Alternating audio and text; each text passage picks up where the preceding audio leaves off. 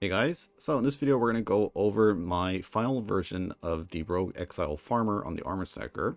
So basically I've been trying out quite a few different skills, different setups, different equipment, passive trees, and all this kind of stuff. I tried Lightning Strike, Smite, I've done Smite of Divine Judgment, I've done Lightning Strike of Arcing, and then I've also even tried Molten Strike, and that was really bad, don't try that. And now actually settled on Tectonic Slam.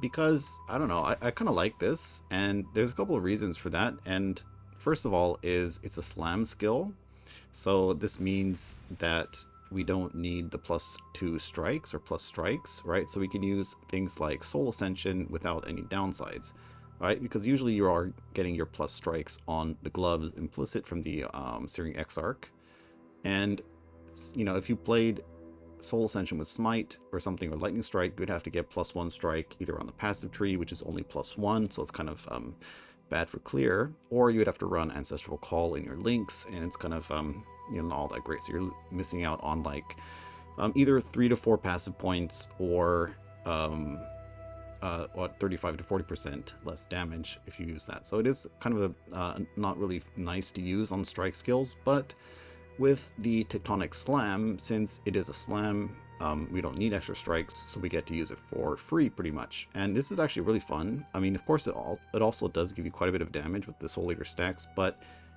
we end up being really big in these maps. So we're almost actually bigger than some of the rogues, the giant rogues. So it's kind of fun. You're like this big, like giant dude going in and just like blasting the rogues, and then it is kind of fun. Okay, and then as for the setup, we're going to be running a Aegis Aurora version with a one-handed sword, and this is going to be the best setup for farming rogues because first of all, it allows you to run no regen maps. My Regex is really loose. I only have 4 mods that I'm filtering out. I'll go over those later on.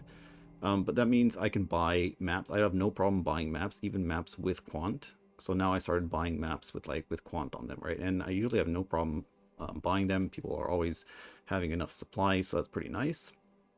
Because, you know, it's not regen, we're recovering our energy shield, so that it doesn't matter if you run into a map where it's like 100% reduced recovery rate of energy shield, or yeah, you know, whatever, right? Or you cannot regenerate life or energy shield. It doesn't matter because Aegis will just still heal you despite those mods. You can see we have 1.5 million armor.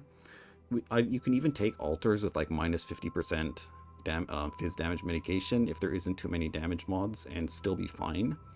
But we don't really have problem with fizz, and fizz is a very big portion of the damage you're going to be taking. We are not suppress capped, but we are pretty much block and spell block, pretty good amount. So spell damage doesn't really do that much. And then for defense, we have quite a few endurance charges. So you can see we have, well, I have 10 right now, so I have 10 endurance charges because we are running the Masterful Form from the Slayer, so we have a bunch of frenzy charges.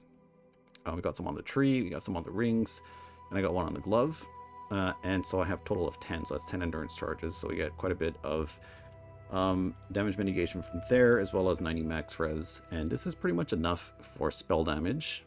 And since we are blocking quite a bit, every time we block, we are recovering about 35,000 energy shield per block, so pretty much unkillable unless you actually do get one shot.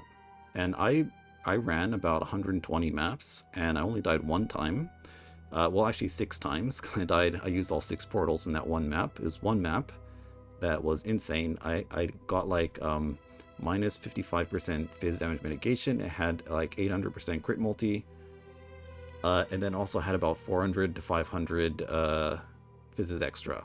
And then the spider boss in the toxic sewer, he just jumped on me and just kept killing me. So when those mods do stack up, you probably will die, but that's very rare.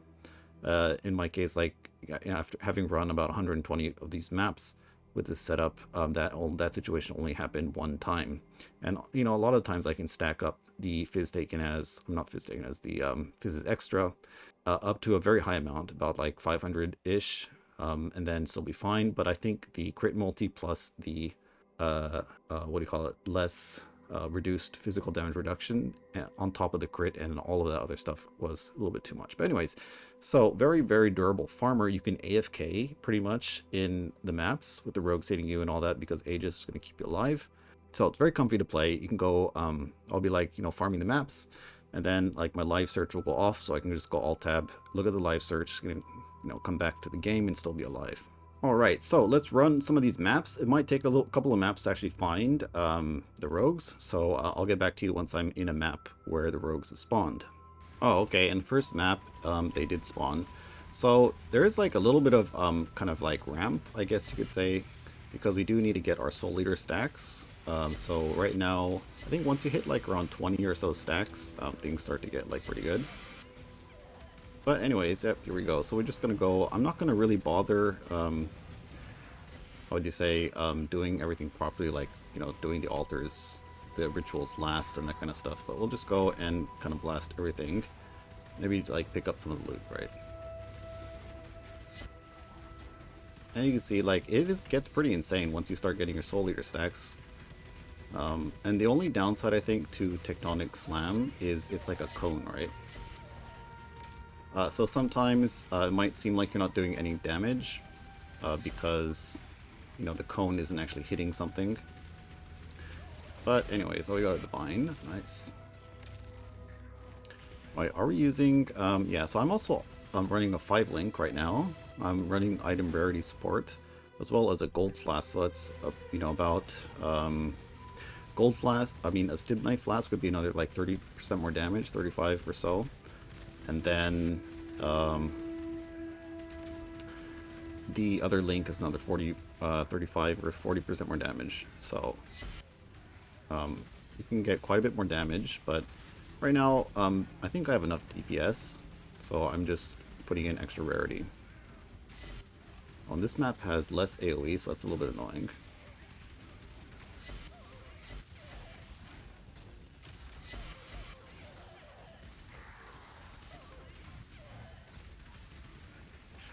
But we'll just keep going and killing the rogues.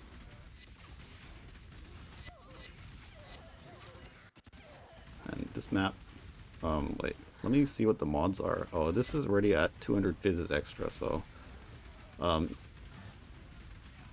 they are doing like a little bit of DPS to me, but nothing really to worry about.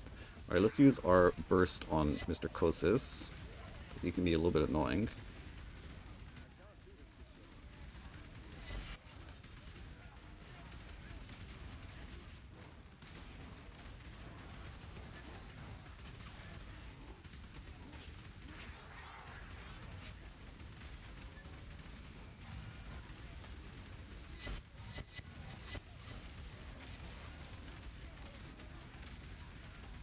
Well, this guy has Soul Eater, so he's kind of like us a little bit.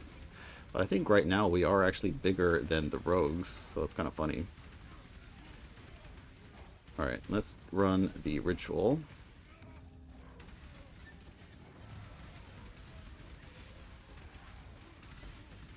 Alright, ID the boots real quick.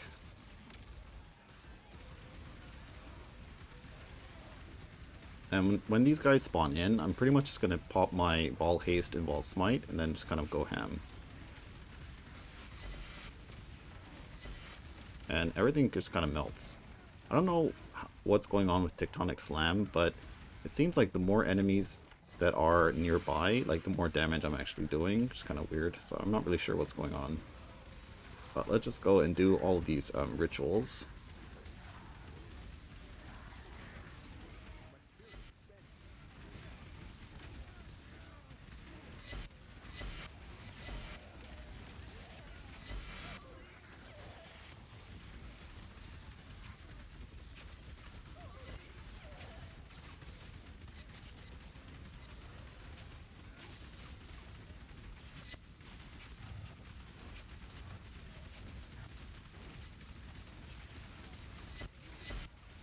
No idea what's going on.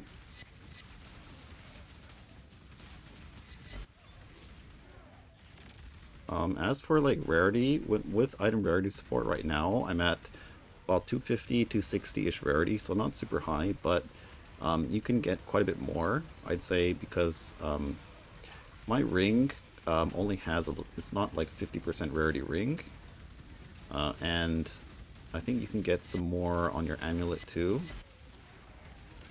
But anyways, I don't even know. I think like 200, 250 is fine. But anyways, all right. We get anything good? Oh wait, they're still alive. All right, let's kill them off. They stop running. There we go. Wait, did we get them? Yeah. Alright, so that's like with item rarity support. So let's just kind of go and try to finish things off. Oh, I actually don't really want to use item, what do you call it? Lightning penetration. The damage on full life or conq effect is going to be a bit more damage, but anyways, I don't have it on me. So let's just go with this anyways and just quickly clear out the map.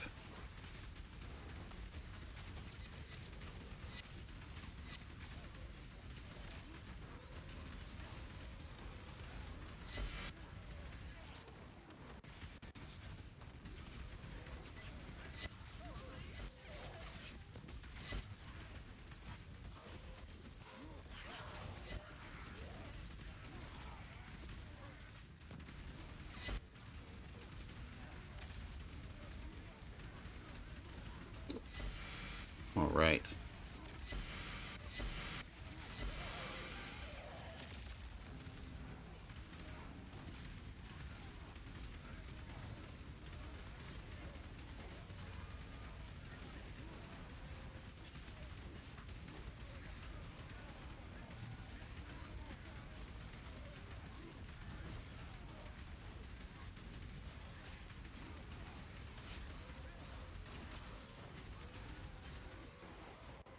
Sometimes it takes forever for the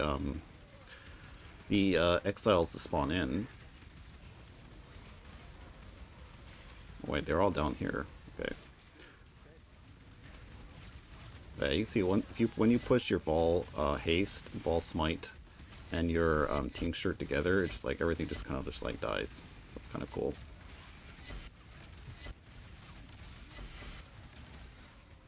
All right, any good loot? Oh, there's some more over here. All right.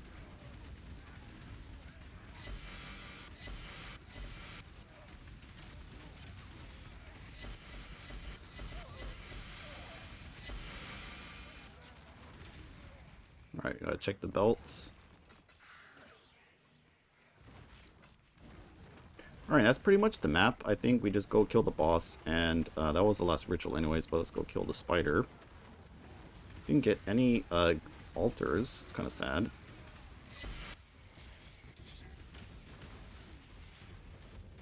There's quite a few over here.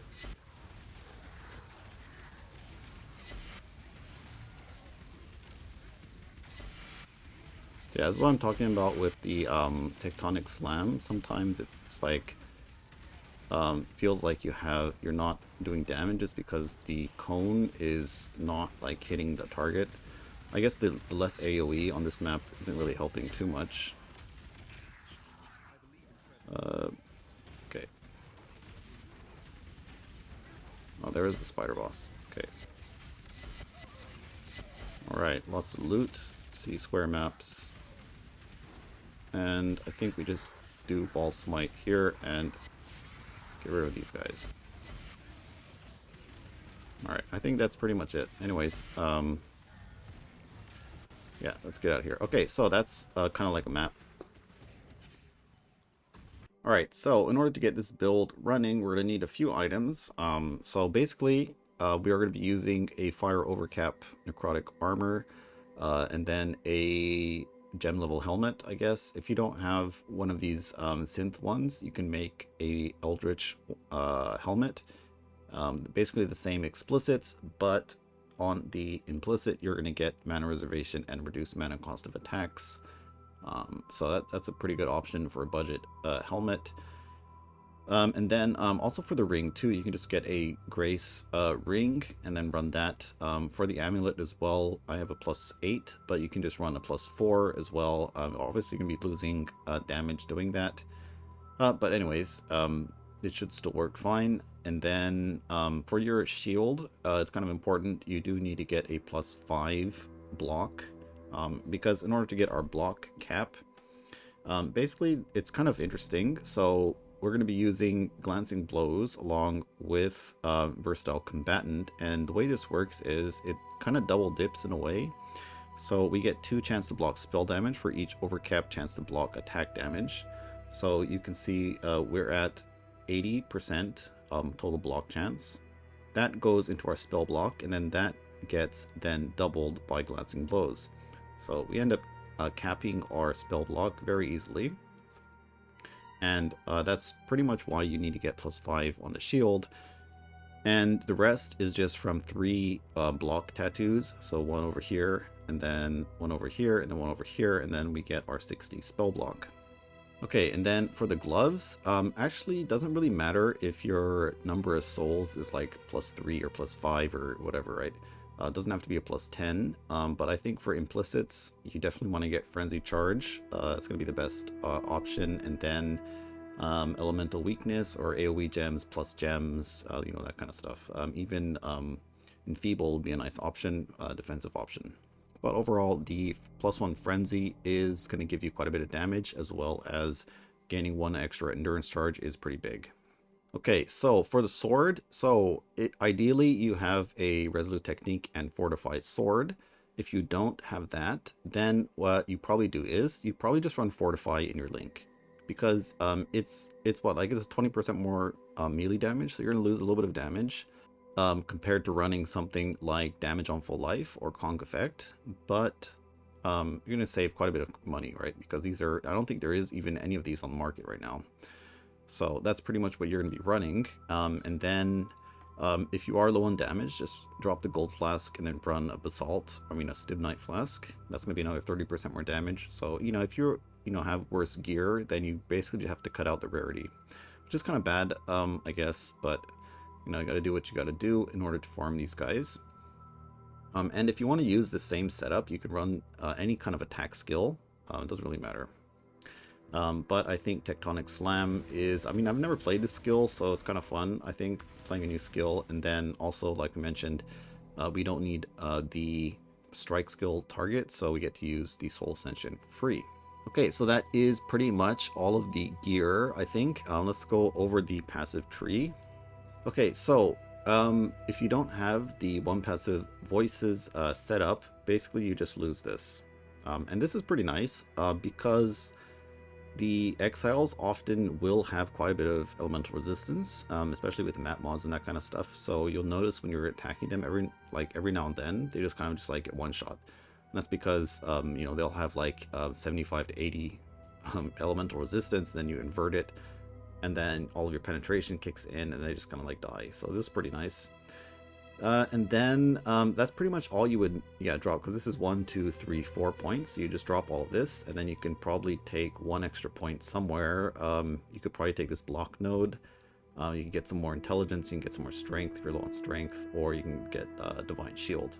But keep in mind, Divine Shield, this won't work in no regen maps or less recovery rate, because it's energy shield regen. So I actually stopped using it because it's not really reliable. But another good option for recovery is the Armour Energy Shield Mastery, to recover 5% of ES over 1 second when you take physical damage from a hit. This is the same as Aegis Aurora, so it's recover. It's not regen, so this will work in no regen maps. And this is very good for recovery, because you can get hit like 10 times from a fizz hit. Like the Tornado Shot guy, he hits you like, what, 10 times? And then you're going to be getting... you know, 50% of your ES over 1 second. So ends up being very good recovery. And if you're playing on a 2 sword setup, you definitely need this, I'd say. Yeah, and you can also just run 2 swords. It's going to be a little bit squishier, but you pretty much just cut all of this out, and you put all of your extra points. First of all, you grab this, because you definitely need this recovery. And then all of your other points are going into energy shield. So this energy shield wheel here, you get the intelligence, and you probably do want to run Vitality and skip no regen on the 2 sword setup, because the Delirium after effects, like the big firestorms, those are going to be really annoying when you're trying to loot. So yeah, definitely fit vitality in and get like a little bit of regen, you know, like you can get regenerate 2% of life on a flask suffix, and then run Zealot's Oath. So you can get about like 1,000, 1,000 to 1,500 with just vitality and that flask suffix. So that's going to be enough to kind of help you out when you're looting and that kind of stuff. But basically, if you can kill everything fast enough, then two swords works out. But if you can't, you end up taking a lot of damage. Then you're probably just going to die because you don't have enough recovery in that setup. Okay, so let's talk about the Timeless Jewel. So there's two options. There is the Brutal Restraint. This one is you basically get 16% aura effect and you get some dex. Okay, so you can run a Lethal Pride like this. And the good thing about the Lethal Pride is it's less aura effect. We lose 16% aura effect. So, oh, I need some dex to use this. Anyways, but, I mean, dex is easy. I have a lot of tattoos here. Just remove a tattoo. But this, you can get 1 rage on melee hit. So this is going to make your rage uptime a lot better. Because right now, my rage is only coming from my flask or my tincture. So if you don't like the uptime, then you can get one of these with rage on hit. You can also get Intimidate, which is 10% increased damage taken. And then you can also get something like, fire resistance, or even like double damage and all these other good stats. You can get. So this setup also, it's nice because you get strength on these little nodes, right? So that means, and this build does have some problems getting strength. So if you're low on strength, then this is a good option. Overall, if you're at max rage, then the Brutal Restraint is more damage. But if you're not constantly at max rage, the Lethal Pride is going to be a bit better because of the, rage on hit.